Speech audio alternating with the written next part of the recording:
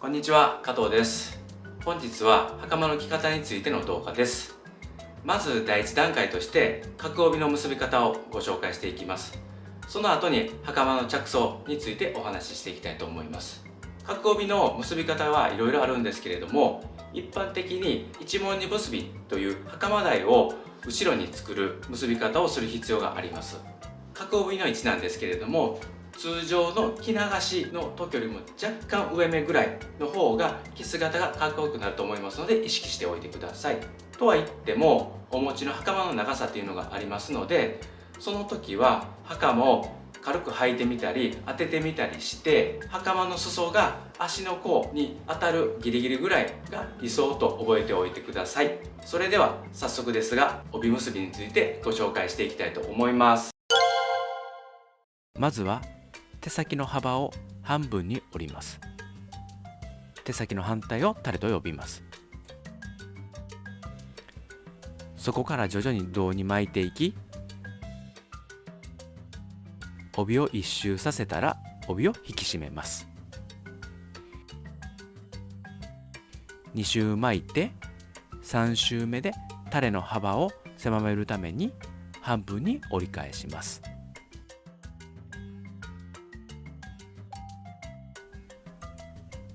手先が上にタレが下になるように交差させて結びます。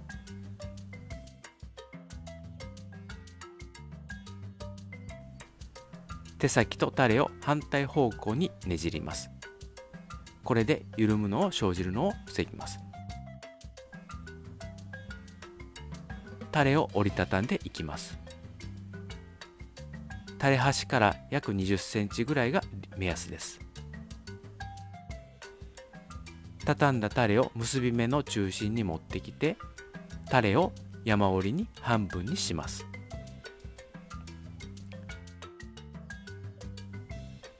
手先で山折りにしたリボンを上から巻き込んでいきます。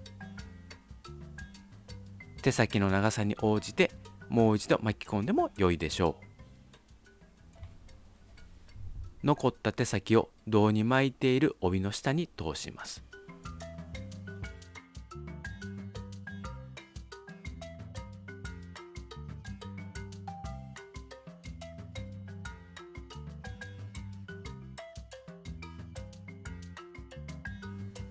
時計回りに帯の結び目を中心に持っていきます。シワを伸ばせばこれで帯結びは完成です。土台ができました。まずは前紐から結んでいきます。帯が袴から 0.5 センチから1センチくらい出るようにしてもいいですし、帯の上の部分と袴の紐部分が揃っていてもどちらでも結構です。紐を後ろに回し、帯の結び目のリボンにたすき掛けになるように交差させます。画面のように下から巻き込むようにします。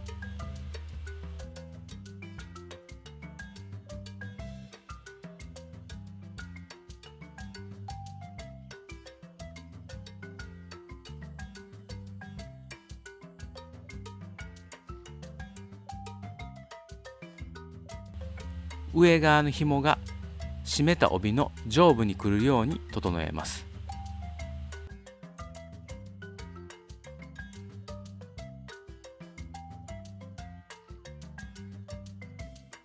下側の紐も帯の下部分に沿うように整えます。次に交差させた紐をクロスさせ、左の腰骨付近に持っていき、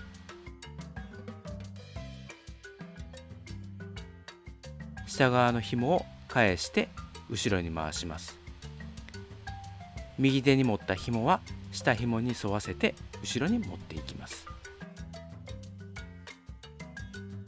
右の腰骨で返しても良いです。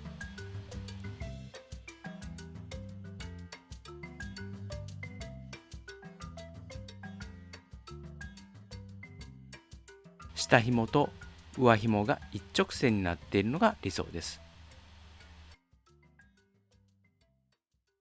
後ろに持ってきた紐を蝶々結びします。前紐が緩まずにピンと張るくらいまできつく縛ってください。次は後ろ紐を結んでいきます。まずはセイタについているヘラを帯に差し込みます。帯結びの時に作ったリボンの台にセイタを乗せます。セイタが腰にぴったりとくっついているようにします。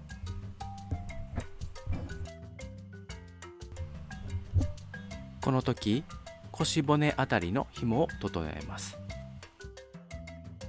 後ろ紐を前に持ってきてクロスさせ、前紐の下に後ろ紐を通し、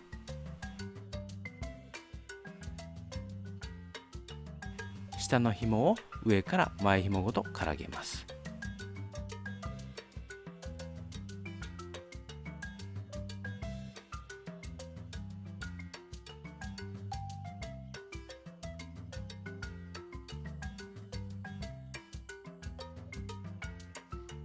右手に持っていた紐を左側に持っていき、下の紐でからげます。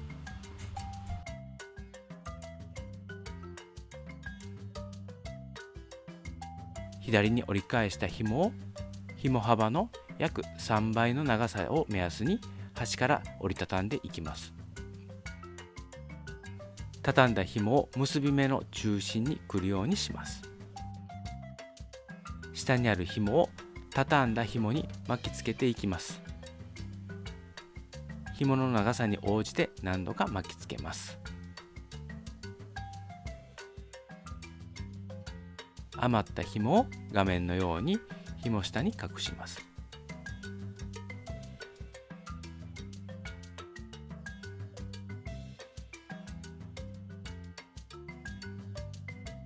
最後にシワを伸ばして完成です。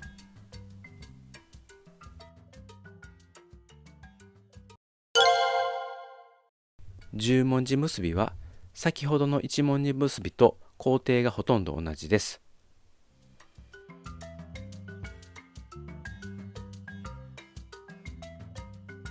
最後に結び目の内側を通して紐を引き出し、下に輪を残します。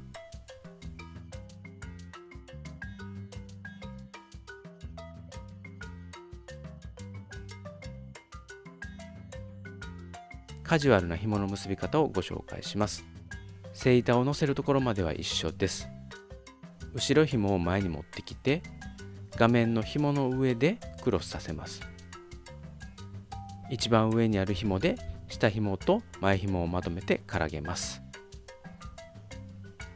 最後に上に来た紐で下の紐をからげて完成です。